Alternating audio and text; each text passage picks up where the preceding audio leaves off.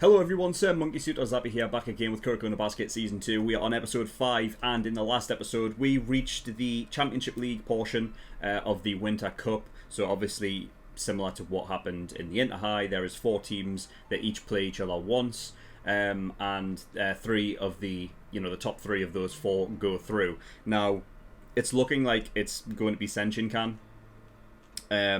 At this point, I don't see, obviously, I mean, let's be honest, I mean, Seirin is going through, Shotoku's going through, so it's a question of obviously Kurosaki Daiichi and Senshinkan. And Kurosaki Daiichi, we got a little bit of information on them, and the fact that they do have one of those uncrowned kings that we got introduced to as well, which is the kind of, I guess, obviously, like the second best group of people aside from the Generation of Miracles, the ones who are obviously a year older, and they have one of those uncrowned kings. He goes by Hanamiya, the guy who I have basically called out as like, there's no way I'm going to like him. I just don't, you know what I mean? He just rubs me the wrong way, so, you know, that's going to be really, really good. But the last episode, we actually started our match against Shotoku, so this is our second match against them, competitive match, and it's looking like, I have a feeling that Shotoku's going to win.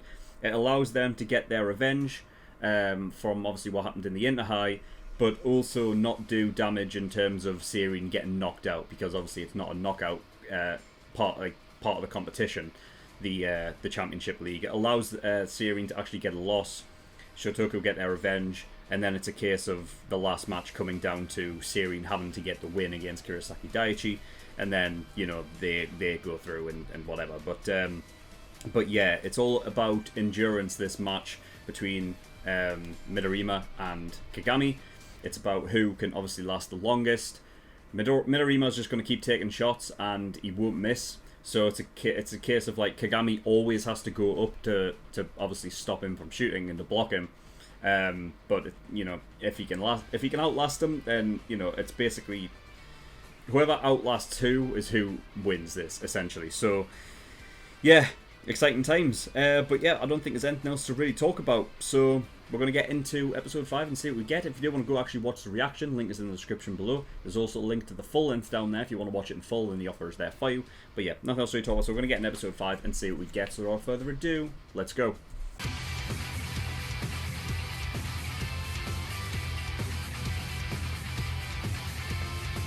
Okay, episode 5, and we continue on the game with Shotoku that I still think they're going to win, because the thing is, it's story-wise, it means that the next game, if let's say hypothetically Seirin was actually to beat Shotoku again here, then it would completely negate the reason really for the last game, aside from, like, you know, the possibility of Kiyoshi actually getting injured, though.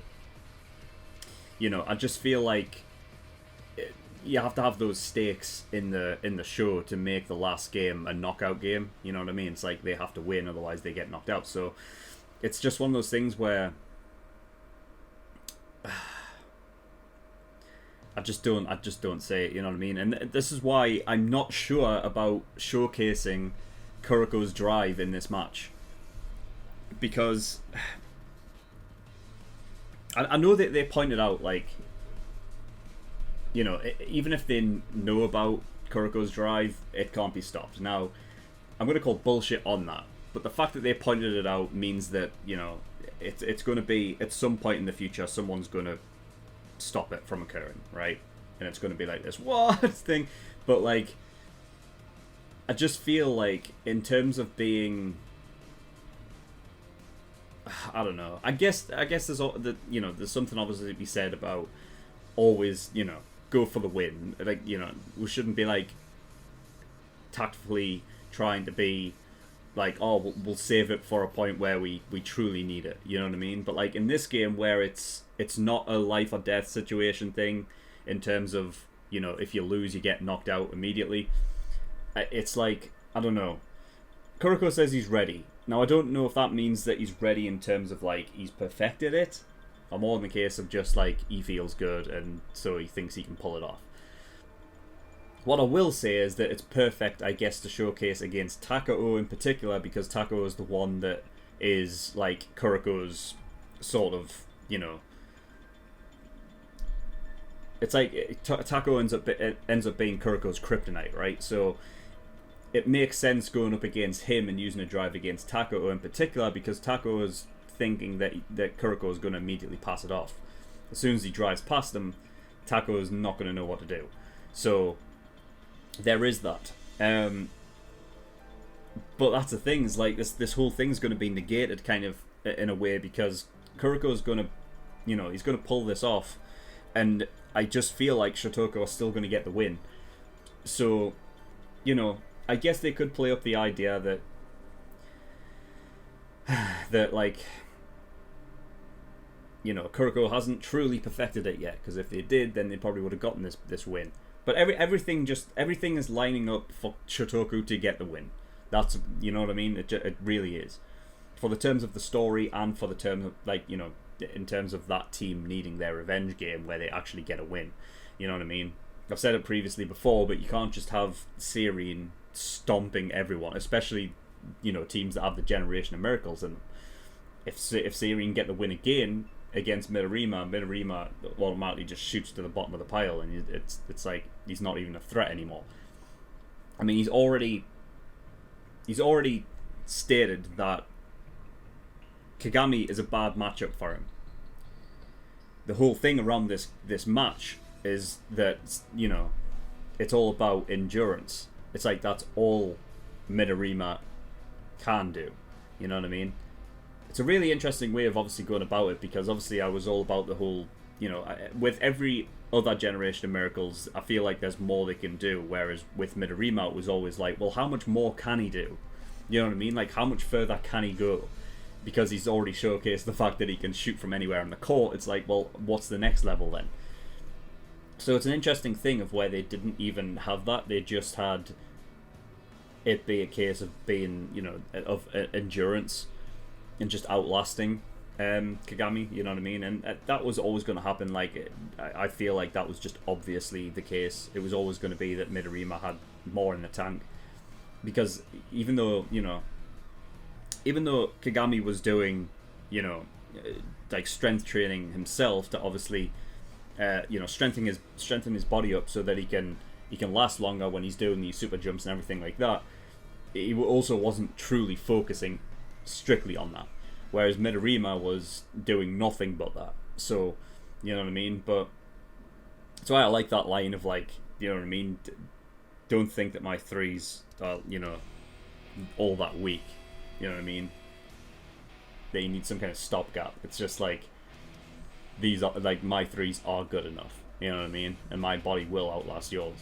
So it's just really cool. And then obviously with the introduction obviously of Midorima passing it off to his team, you know what I mean, and relying on his team more. Of course that was, I feel like always inevitable anyway at some point. Like, it just seems obviously in terms of like the loop of Kuroko and obviously as a whole Sirine beating the Generation of Miracles team, that specific Generation of Miracles character ends up changing up their game to a point where they start relying more on their team, and it's not just a case of they become a better team, but like they become better, I guess, people all around. You know what I mean? Because it's like Kuroko has that effect on them, So, it's yeah. I mean, it's going to be interesting next episode just to see how the drive pays off.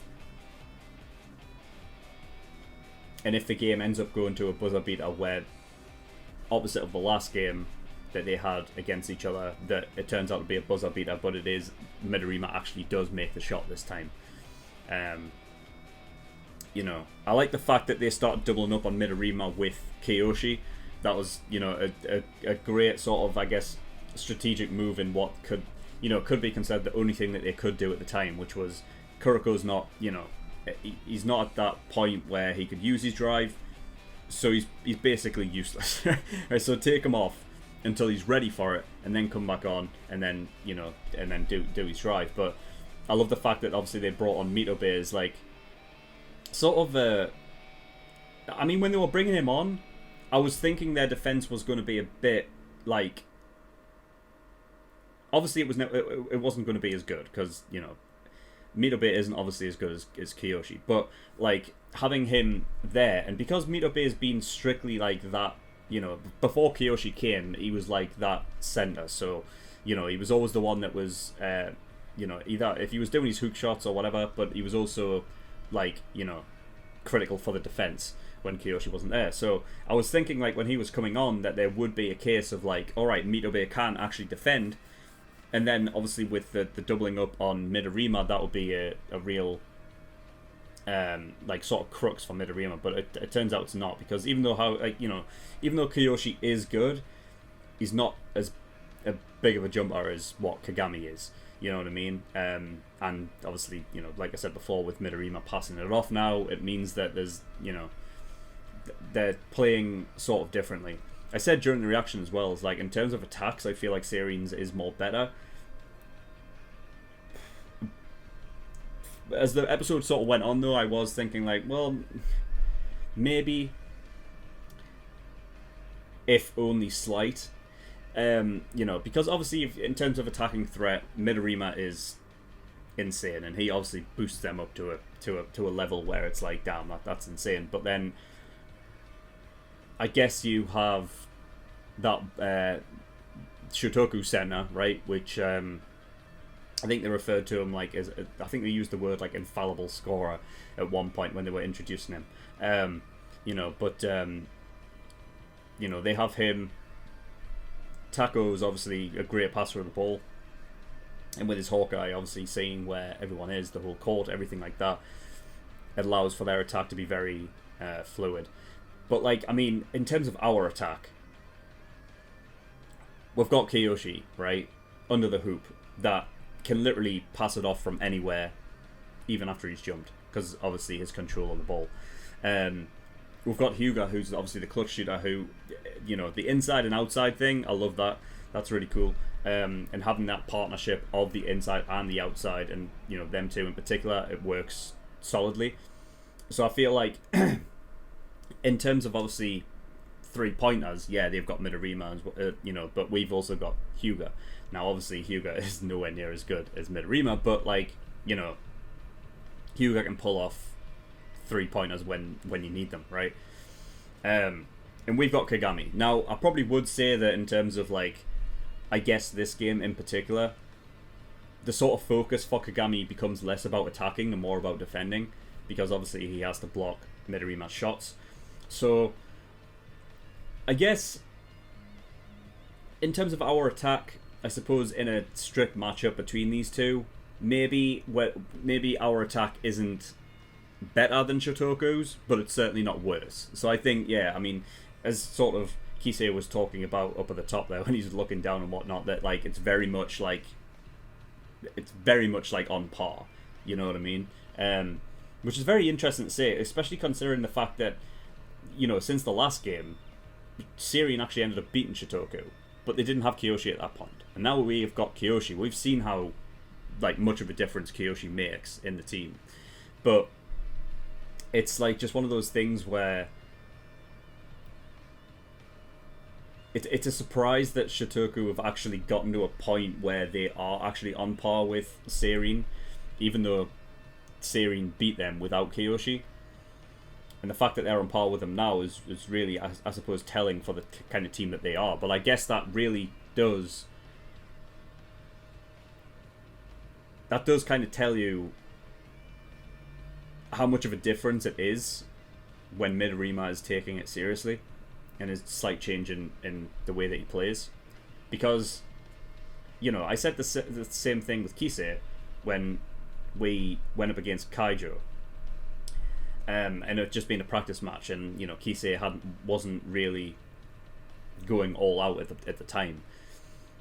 The same thing can be said for Shotoku. Midorima's attitude to it was very much like, yeah, we're definitely just going to win. So he wasn't in that state of mind in that match to be like, to go all out from the get go. And also he didn't know about Kagami's jumps, and pretty much nobody did, But like. So, yeah, I mean, there was obviously a case to say that back then Shotoku were sort of you know, they felt like they were going to win, and maybe because of that they didn't go as full throttle as they could have. And also just coming up against Syrian and not really knowing everything about them, you know what I mean? It's that thing of like playing them for the very first time. You have to get acquainted with them and get some experience playing against them, so you know how they play. And then once you know how they play, then you can, you know, set your game around actually attacking them and getting around their play style. So yeah, I mean, that's what's inevitably just different about the matchup this time round, is that Shotoku, while they haven't obviously gotten any new players or anything like that, it's more about a case of like a change in mentality about facing Siri, you know what I mean? So yeah, like I said, I guess it's telling just how much change having Midorima's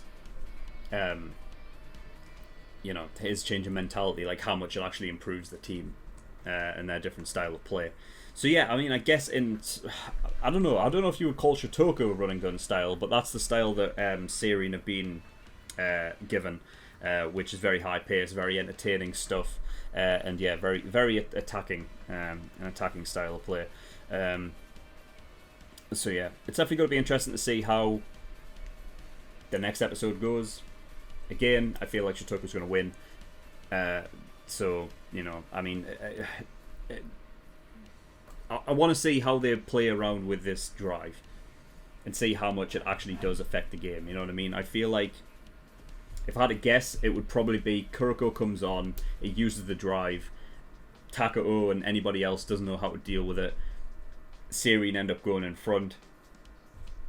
But, I mean, at this point, I mean, we've already reached the point where Kagami's legs are fucked. So if Kiyoshi can't stop Midorima, which I feel like he's not going to be able to, Kiyoshi's good, but you know, he doesn't have that jumping power to stop Midorima with how fast and you know, his shots are. So, you know, it's just going to be a thing again of like adding Kuroko into there. It's still going to be the case of just trying to outscore them. But yeah, we'll see how effective it is. But anyway, yeah, that's all I've got. So thank you everyone for watching. In the description below I have links to certain things. One of them is the Discord, so you can get yourself over there if you wish. And I also have a Patreon page as well. So if you do want to support me on Patreon, that'd be very much appreciated. There is a bunch of different tiers and rewards like early access. That gives you access to shows a week early. Of course, episode 6 will be out the same time as this for the public, but if you want to gain access to episodes 7 and 8 immediately, then you can do by being an early access tier patron. There's also the full length tier there if you want to watch any of my reactions in full, and then there is the exclusive tier which gives you access to movie reactions and things like that. So if you want to watch my reactions to movies and things, which is coming up very very shortly, then feel free to become an exclusive tier patron. But yep, that's all I've got, so thank you for watching. I'll see you all next time. Bye bye.